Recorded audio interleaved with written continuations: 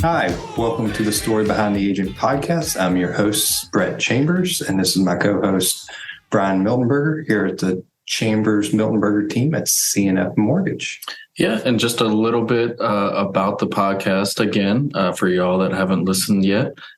We, after being on many coffee meetings with realtors, we really wanted to give them a platform to kind of come on and tell their story about how they got in the business, and kind of how they grew their business throughout the years, and what advice they would pass on to those newer people in the business.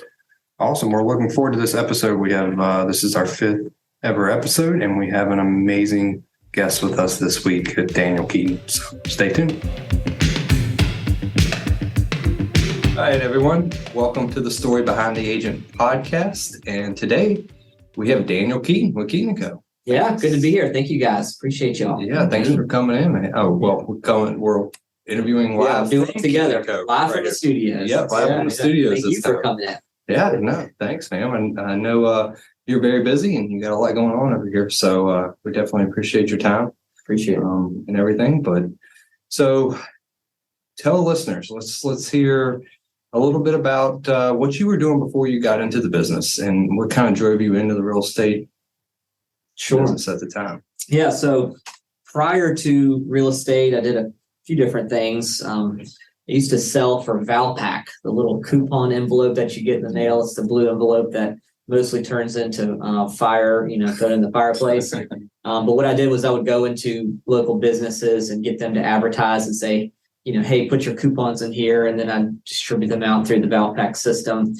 Learned a lot from that. Learned a lot about rejection. You walk into this poor guy trying to run a little sandwich shop in the middle of the day, and I'm knocking on his door and trying to get him to give me money to advertise, and he's just like, what are you doing? So, cold calling, you get, the door closes on you a lot. So ultimately when I got into real estate, I was like, man, this is easy. Like, people tend to like buying and selling usually versus advertising. Even if I would get a win and get a sale, they reluctantly wrote me a check, so it taught me a lot about how to face rejection and how to keep moving on. Then after that, we moved back to my hometown in Goochland, Virginia, because some friends of mine were starting a church. And I've always really had the dream of working at a church with the youth ministry and music. So that was my passion. I was in a band in college. That's a whole other story. What did you play? I play guitar and piano a little bit. Yeah. It's kind of crazy because I'm feeling like the more people, real estate agents that I talk to and stuff, played in a band. I don't know why, but yeah, it is. I don't know what that is. Yeah. Maybe there's some artistic things that we have that also apply to real estate world. I don't know. Yeah, that's a wild story. We, our band in college, we basically were connected with the Dave Matthews Band. We had recorded an album, and this album was being passed around in the town of Charlottesville, and it was being played at a high school football game in a parking lot. This guy came up to this girl and said, "Who's this band?" And she gave him our info. And it turns out he was the vice president of RCA Records. And he connected us with the Dave Matthews Band. Long story short, we recorded an album for about a year in their studios, recording with the violin player, Boyd Tinsley, writing songs with them. It literally was like a dream that manifested because that was my favorite band at that time. So anyway, that was a big part of my, exactly. Yeah. Cool. Prior to that, I just learned how to play the guitar listening to them. So that was a fun experience. Learned a lot from that as well about team building and working together when you have 6 different people who have artistic differences and you're trying to make one congruent sound and not fight each other and ride around in a smelly 15-passenger van, with these guys. And we became brothers, but it was a great experience. So yeah, but then, I started having kids and my wife's like, you got to get a real job. So I got a real job. She wanted you around. Valpak, exactly. And then fast forward, we ended up moving back to Goochland to work at this church and still got to work in music with the worship band and the youth ministry, which was my passion. But, a little church, part-time youth pastor, doesn't really pay all your bills. So my wife had to work the night shift as a nurse. So I felt like I had to, contribute a little bit more. So that's why I got my real estate license. That's what ultimately led to it. Interesting. Yeah. Hence the how you built Keaton & Co. is Yeah. your religion. Came from that. So. Yeah. Came from me ultimately just becoming a real estate agent. But today, what we are today, I never dreamed it would be what it was in the beginning, Yeah.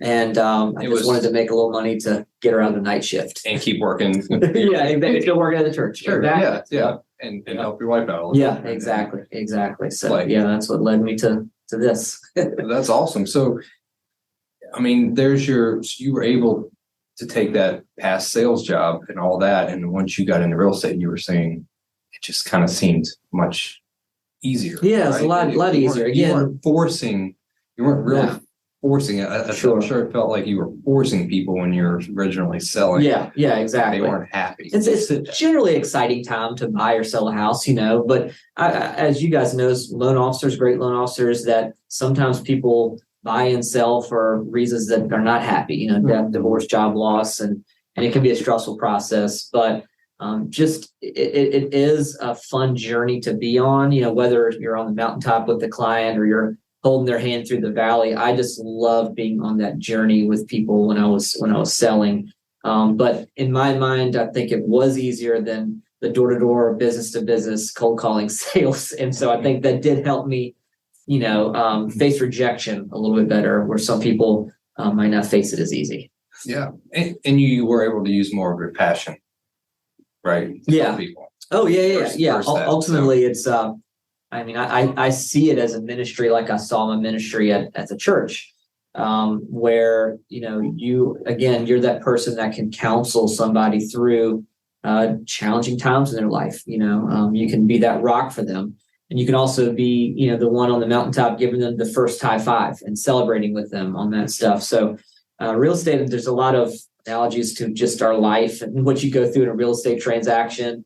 And it's tied so closely to people's lives. It's where they live, it's where they, play, and they be with their family. So there's a lot of emotions tied to it. I just love that part of it. I love, helping people, discover the house that they want, helping them become where they're supposed to be. Like if they're not in that right place, helping them become, where they're supposed to be.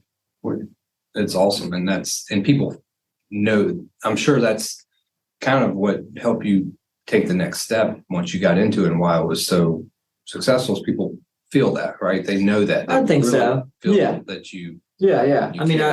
I would describe myself as a relational agent. I think if you had two spectrums, there's what I would describe as a transactional agent, where their goal is to get to the closing, and that is the primary goal. No other hidden motivations or anything, and they'll do what they can, say what they got to say, to get to the closing. And then, there's nothing wrong with that. Nothing wrong with that. You got to serve people, right? You got to serve people. They're serving that way, and they're paying their, they're helping support their family. They're totally. Nothing wrong with that. Exactly. You have to be transactionally minded as a good agent, because that is our job, to get people to the closing table, the least risk and, with the least stress, And but on the other side of it, if you look at it from the right perspective, it's like you really can have an impact on people's lives. So I really built it as a relation. I'm great friends with all the people that I met through real estate to help them buy and sell houses. So I see it as a relational business. So really, we try to encourage realtors to think of it that way. You're investing into people. You're building relationships. I heard somebody say recently that ultimately people pick the agent that they feel closest to, they're most friends with. So your job as a real estate agent is to have the most friends that you can, and invest into people's lives, and then it turns out well. Otherwise, if you're thinking too transactionally, and on the other side of it, if you're just thinking, I'm just trying to get to the closing and neglect the people's feelings or whatever they're going through, then you're always having to find the new business. Versus if you focus on the human, they're going to send you referrals, right? They know you're taking care of them, and the business compounds on itself. Transactionally minded, you're always having to find the new business. Yes. Yeah. Just keeping in touch with them too, just the whole time. So exactly. So when you first got into it, where were you? What were you doing? I mean, we can go on and talk about what you've, sure. Yeah. done, which is incredible, but what first started? Like, yeah, I was terrible when I first started. Like who really is? yeah. People like these rock star agents, like my first year I sold 50 homes. I mean, you hear these stories, and I'm like, well, that wasn't me. I didn't know what I was doing. I wasn't trying to accomplish big things, but I was at a independent firm, smaller firm, great people, great brokers there. But I only sold, I think I sold $600,000 worth of real estate my first year. Whatever that ended up. Yeah, at that time, my average sale was $100,000. I think I sold 6 homes. My average sale was $100,000. And terrible. Yeah, terrible. Yeah, when you deduct all your expenses and when you all that stuff, your mileage and my signs and all that stuff, I'm like, I didn't make no money, at the end of it. And I was like, well, this wasn't worth my time. So second year, I thought I was going to do better. And my taxes those 2 years were almost identical, almost exactly the same, where I made like, 18 grand and then minus all my expenses. So I almost quit, honestly, at the end of my second year. When was that? It was probably like 2012, 13, something like that. The market was kind of at the bottom. There's a lot of short sales and foreclosures, and it was just a weird time, which I didn't know. That's all I knew at that time. And a large chunk of what I did were foreclosures and short sales. You had to learn those. But then my third year, I realized I needed to figure some things out if I was going to continue this. And so I invested into a website. And then my brother started a digital marketing company. And we were kind of experiments for each other. I was his first client. He was my first, hire for digital marketing, and he had his own company. But so he built this plan. We worked together and created a niche in Goochland County where we grew up. And I loved farmland. I loved rural properties. I loved, walking in the woods. So I was like, that's what my niche I want it to be, right? I'm an outdoors guy. And so it worked. It blew up. We created this website called Goochland Living.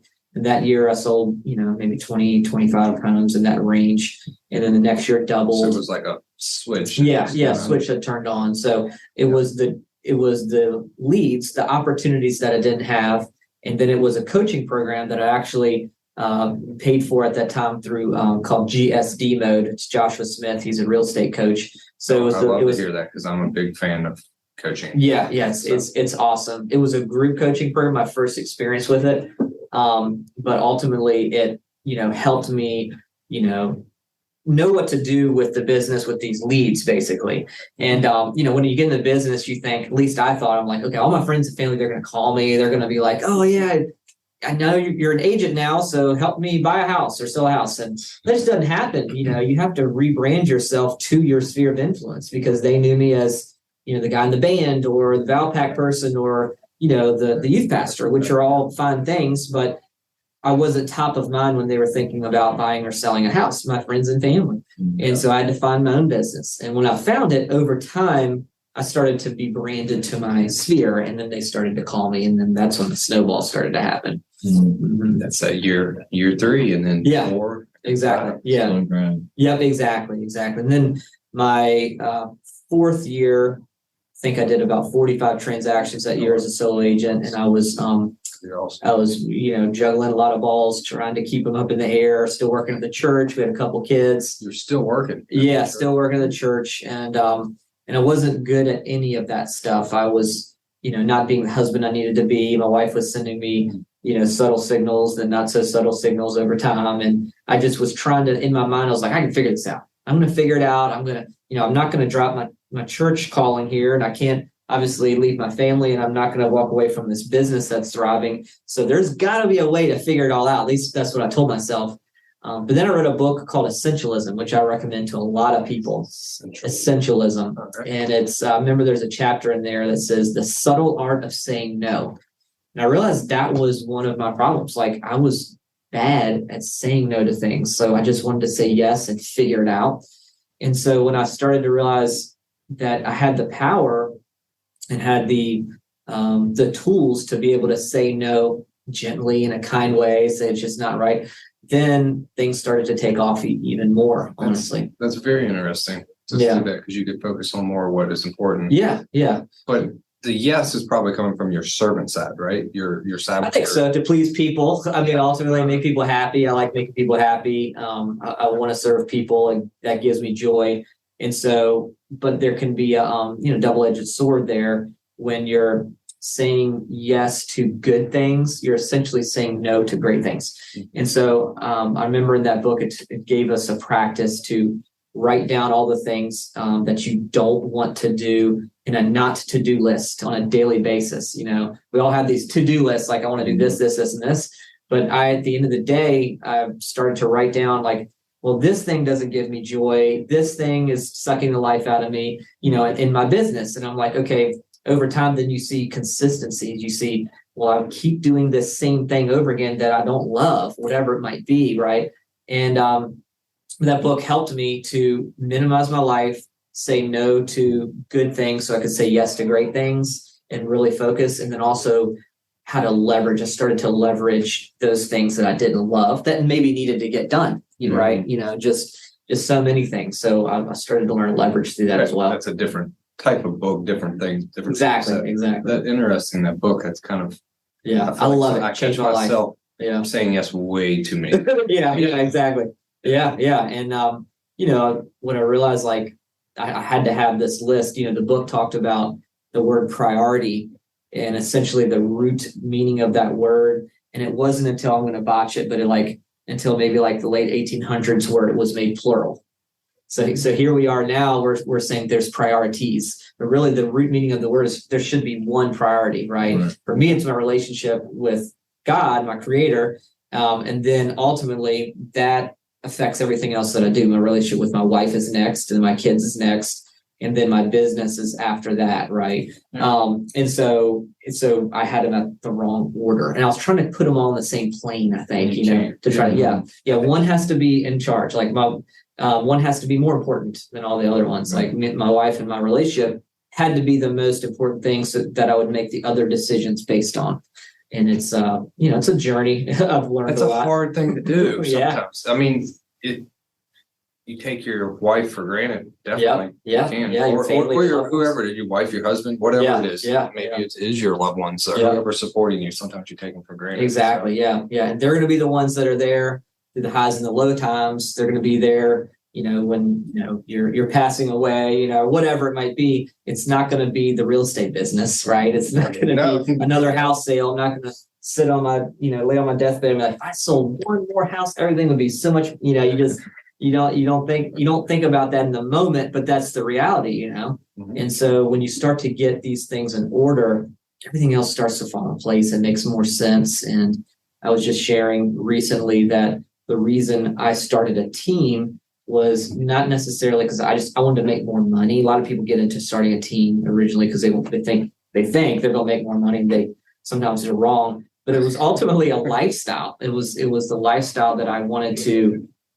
live, and being solo in the business, and you guys know it's tough if you're by yourself. There's so many things that need to be done. You guys you're a team yourselves, and you got processors, and you couldn't do what you do without that stuff. Exactly.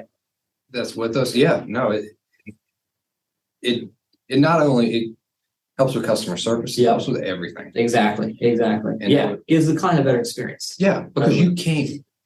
You had gotten to the point you cannot do what you wanted to do for your clients, be there for your family, and be there for God. Yeah, you just couldn't do it. Couldn't do it all. You can't do it all. Nope, it's impossible. It's impossible. So you leverage other people's talents. Yeah, and the great thing about that is you're not leveraging people to their detriment, but ultimately it is an investment into other humans so they can have a better lifestyle too. So it's not one person stepping on another person. It's, hey, we're partnering together where this person has a better skill. The first person I hired was a very scary thing, but I just knew I needed to try it. But she was way more organized than I was. And I realized that where I was lacking when I brought her in my world, and she put everything in order. Agents aren't very organized. Most loan operators aren't. He keeps me organized. Yeah.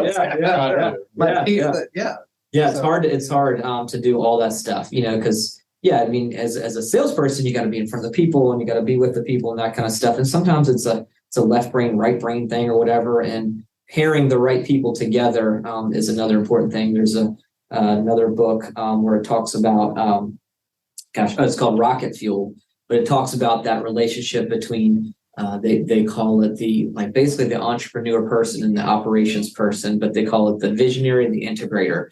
And, it's amazing how we're all created differently, but we tend to lean towards one of those things, and neither one is more important, more valuable, above or below the other one. It's just one person kind of thinks of the vision of what could be done. One person makes it happen, and you need each other, right? And a good team, that's where a good team starts, I think, is those two people. And so I've learned to build a team off of those two tenets, basically. It's funny you say that, because that book is kind of through my, and I don't want to, it's not about me, but through my coaching. Yeah. I have visions, and I can see I'm more like you. Like, I have that vision and where we want to go and what we want to do. But when I brought him on and into the coaching, he was the implementer. He's the one that pushed me to do, hey, we're going here. We're going to do it. We'll make these calls. And we've implemented so much, and it's kind of sometimes do you feel like you guys clash a little bit? Yeah, that's natural. Right. And that's good and healthy. I mean, honestly, it talks about that in the book. Like, if you're always just agreeing all the time, then it's probably not a good combination. Right. Exactly. So you got to, whether you have the visionary mind or you have the integrator mind, you got to find the complement to what you do, and that's the beginnings of a great team. And we do. I don't know if you use. We were using that personality test more, and we just looked. So would you use DISC personality? Yeah, exactly. And it's like, he's more of a, here's the numbers, kind of lay it out in front, and I'm not like that. Exactly. Not at all. I don't Same. So it's probably the same thing with you. It's just, you got to know the numbers. You have to understand it, but it's not your main focus and your passion. And, maybe you're the person that's like creating the new relationships that need to start, and then you're the person of making all this stuff happen. And when you put the two of you together, there's this beautiful thing that forms that you accomplish more than you could on your own. Right. And that's what it's about. And seeing that, and then you look at other, not just only teams in real estate or whatever, you can kind of see that in businesses that thrive. I mean, $1 billion, you just talk about them having their right hand, like their person, right? Yeah. And it's like, all these major businesses, they profile in the book, and they talk about this person was the integrator, this person was the visionary. Mm-hmm. So it's a proof in it. Yeah. Interesting. Yeah. That's pretty cool how that book came about. Yeah. I mean, bringing that up. Yeah. Definitely. Nice. So let's, I want to talk about a little bit of how you became Keeton & Co. Okay. Sure. So sure. I was able to start working with you, and, was introduced to you, and I've been very fortunate and been able to do that. Yeah. But that was right before you jumped in. We were a team at the time. We were a team at the time. It was amazing. It was the first time I ever went and sat down for a meeting, and somebody, the team meeting, you're praying, which was awesome. Like that I felt that, right? Sure. Yeah. So what led you from that little team to, having what? Sure. It's a good question. Yeah. Or whatever you got. So like I said, ultimately in the beginning, I needed people to help me be better at what I'm doing and not drop the ball. Right. And so an agent actually came to me. I mean, I wasn't really searching. I didn't know what recruiting was or how to recruit, but an agent came to me. Her name's Rachel Porter, and she basically helped instill a new passion in me, because I gave her some basic direction. I just said, hey, do this, don't do this. And she had the talent, and she just took off, and she did so well. So I started to have a new passion of, moving from helping buyers and sellers to I'm passionate about what the real estate industry can do for real estate professionals. You saw that. And I credit her to that because she took off. And then so from then, I started to think about, okay, let's form a team. Let's see what it looks like. Let's gather a few people together. Within a year, I think we maybe had 5 or 6 people. One of them was Mr. Ben Swicegood, who I credit our relationship with. He introduced us. And so I got this great loan officer. His name's Brett. I said, let's meet him, And so shout out to Ben. And so we had this team of, maybe 6, 7 people for maybe a year or so in this teeny little office. We're crammed in there and trying to figure things out. What is an internet lead? How do you work it? How do you coach? How do you hold people accountable? What does our budgets look like? We had no clue what we were A lot of doing. failure. You just went with it, right? No idea what we're doing. But we did form a really special bond. Pretty much almost all those people in that first year of the 6 or 7 are still here today. And that was 5 or 6 years ago. Yeah. And I know one that is not, which is Ben, but it was the hardest thing I know it was one of the hardest things he's ever done. Yeah. But I mean, I think the world of Ben, and we parted in great terms, and I want him to keep growing and thriving. But he contributed so much to our company and our people, and I know he'll continue doing that. But so we had this team, and it grew and grew and grew until about 2019, where we had 17 people on the team. And at that point, we were in this room, like physically, that was just too small. But figuratively, there is a vision that we needed to be in a place that would allow us to expand. And so we decided to start the brokerage 2020. Perfect timing. Friday, the 13th of March was our launch party. I don't know if you were there or not. I was there over at Gathering. Gathering is so weird. We're getting text messages on our phone all day saying, "Are you sure you want to do this?" There's people talking about this COVID thing coming in, and things are, hey, Chesterfield County schools have just shut down. Are you still having your party? Like, yeah, we're doing it, whatever, And so this is short-lived. We just did it. Exactly. We're like, oh, it's not going to be a big deal. So people come, we start doing elbow bumps, and we're all wondering, are we going to be dead? It was a really weird vibe, but we had a lot of friends and family and clients come, and it was fun. It was fun. Photo booths and all that stuff. It was the last big gathering I think we had for a long time. Literally was for us. We went home that weekend. That's how we started our company. And we didn't come back. We wouldn't come back for 2.5 months, 3 months to the office. And we didn't know that at first. At first it was like a couple of days, then it was 2 weeks, and then it was 2 years or whatever. But it was scary. It was a scary time. We had a lot of deals fall through. Well, at that time, they took credit scores. They went, literally, it was like we were doing 580, 600. So they went from 620 to 640 to 660. So they're raising the bottom. Literally over a week. Like it went all the way to 680. Deals that were in the system that were done, they were done. So I'm sure y'all had a ton of deals fall through. Yeah. We had about 20 deals fall through within a 30, 40-day period. It was a nice, scary. People weren't buying for a couple months there.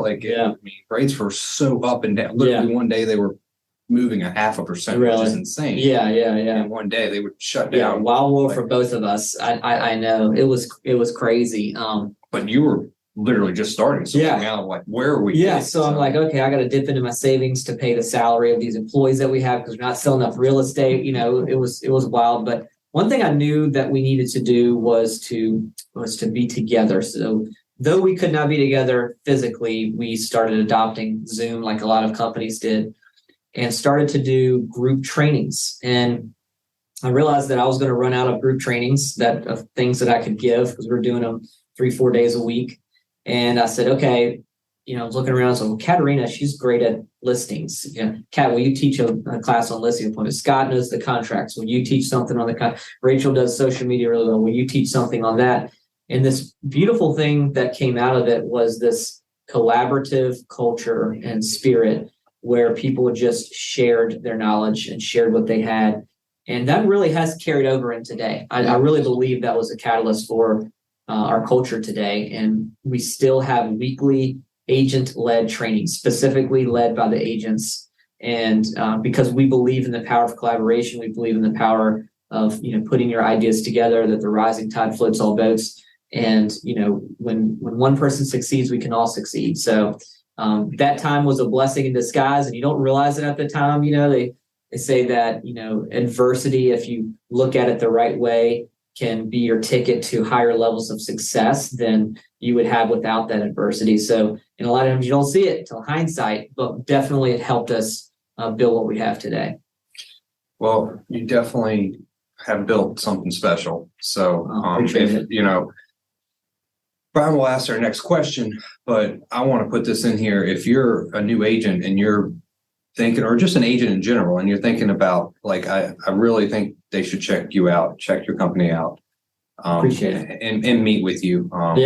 So we'd love to meet people, and not only new agents, but if you're getting the business, especially, I think definitely come.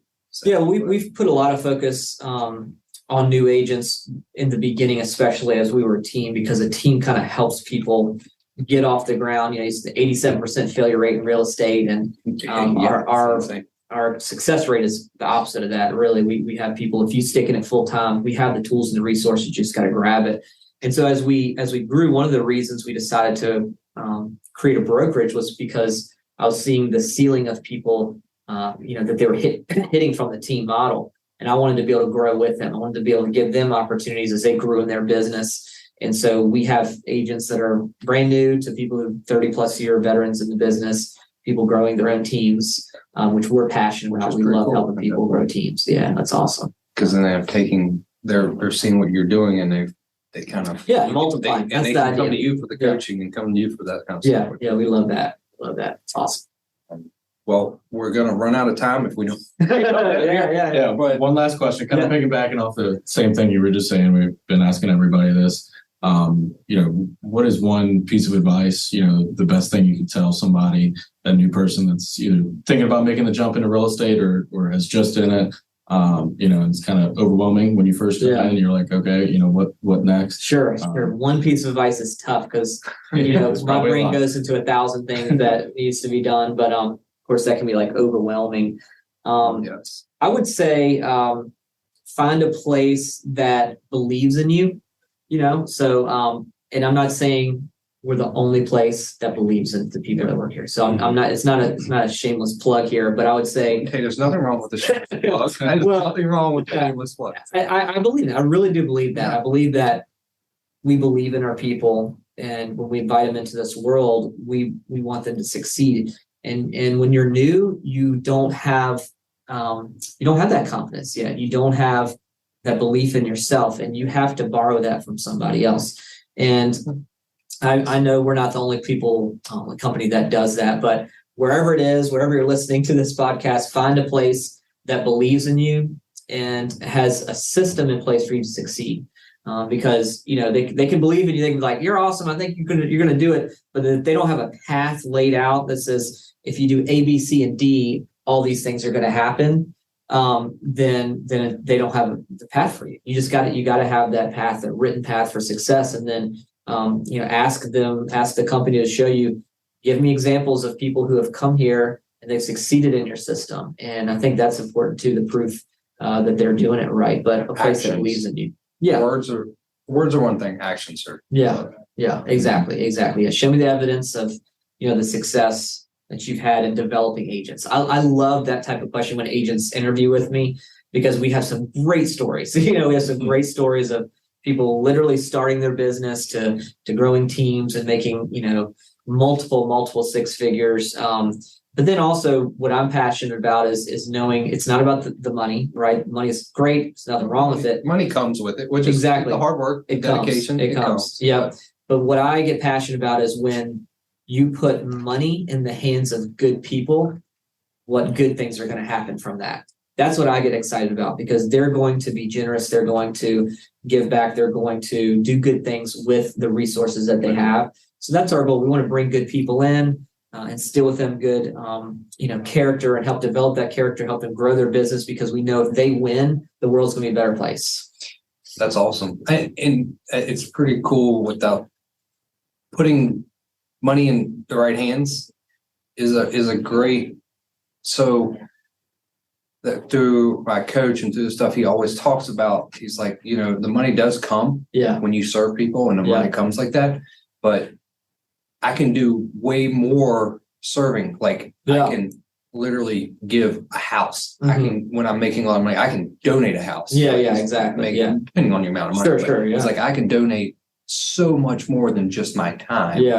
When you're making more money. Exactly. If it's in the right hands. Right. Good resources in the hands of good people will change the world. So that's what we believe in. We want to, again, continue helping those great people funnel more resources in their hands, because they're gonna do good things with it. Awesome. Well, thanks, Daniel. Cool. Thank you guys. Definitely appreciate it, man. Thanks for doing it. Appreciate y'all. I can't wait to watch Keeton & Co. grow into. I know you have some amazing, some awesome visions like you talked about. So it's going to be exciting to watch you grow. So thank you. I appreciate you. Thanks again for your time, man. Yep. Awesome. Thanks, everyone, for listening to this week's episode with Daniel Keeton. He had a great interview there. And once again, this is Brian Milberger and Brett Chambers with the Chambers Milberger team here at CNF Mortgage. All right. And if you're listening to this and enjoyed the podcast and you're an agent and you want your loans closed on time, you want great communication throughout the process, and you want your leads followed up in a quick and timely manner, then give us a shout, 540-908-7764. And we'll see you on the next podcast. Thanks.